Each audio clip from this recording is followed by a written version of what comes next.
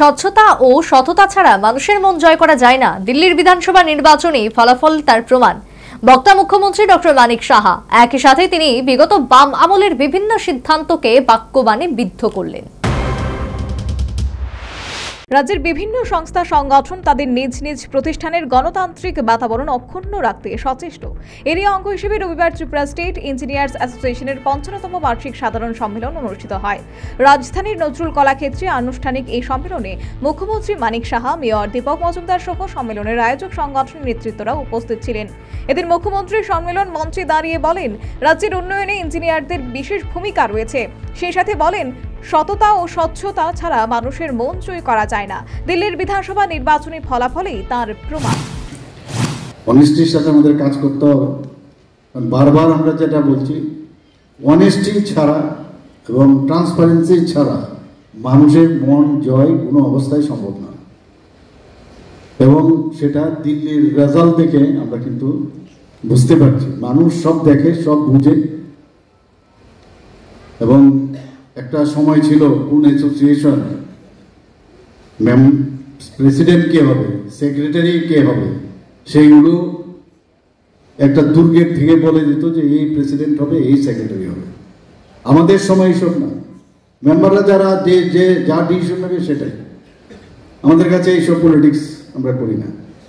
ক্লাবে ক্লাবে কোন ক্লাবে কে প্রেসিডেন্ট হবে, সেক্রেটারি হবে, সেগুলো পর্যন্ত একটা পার্টিকুলার সম্মেলন মঞ্চে মুখ্যমন্ত্রী রাজধানীকে যানজট মুক্ত করতে বিশেষ পরিকল্পনার কথা উল্লেখ করেছেন। আর এজন্য আগরতলায় 4টি ফ্লাইওভার নির্মাণের পরিকল্পনার কথাও তুলে ধরেন তিনি।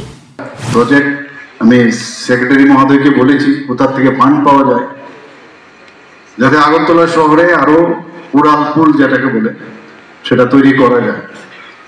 একটা আমাদের যে প্ল্যান এখন আছে, কতটুকু হবে সেটা যখন হবে তখন বোঝা যাবে। একটা উড়ালপুল আমরা ভাবছি যে গান্ধীর যে স্ট্যাচু আছে সেখান থেকে সেটা ল্যান্ড করবে এসে আস্তাবলের সামনে, এবং আস্তাবলের এখান থেকে দুদিকে দুটো যদি উড়ালপুল যায় ফ্লাইওভার, একটা পিকে রোডের দিকে যাবে, সেটা ল্যান্ড করবে গিয়ে উজ্জয়ন্ত প্যালেসের সামনে, আরেকটা হারাধন সংঘ হয়ে সেটাকে ল্যান্ড করবে IGM হাসপাতালের সামনে।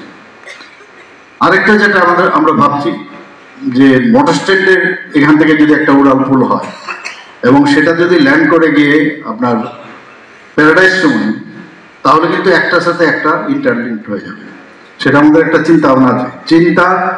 আমি দেখেছি আমাদের অফিসারদের চিন্তা করলাম, সাথে সাথে কাজও কিন্তু শুরু করে দেয়।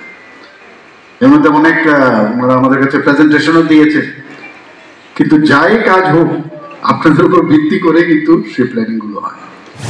নজরুল কলাক্ষেত্রে অনুষ্ঠিত স্টেট ত্রিপুরা ইঞ্জিনিয়ার্স অ্যাসোসিয়েশনের ৫৫তম বার্ষিক সম্মেলনে মুখ্যমন্ত্রী ছাড়াও মেয়র দীপক মজুমদার সহ অন্যান্য বক্তারা বক্তব্য রাখেন এবং রাজ্যের উন্নয়নে ইঞ্জিনিয়ারদের ভূমিকা ভূয়সী প্রশংসা করেন।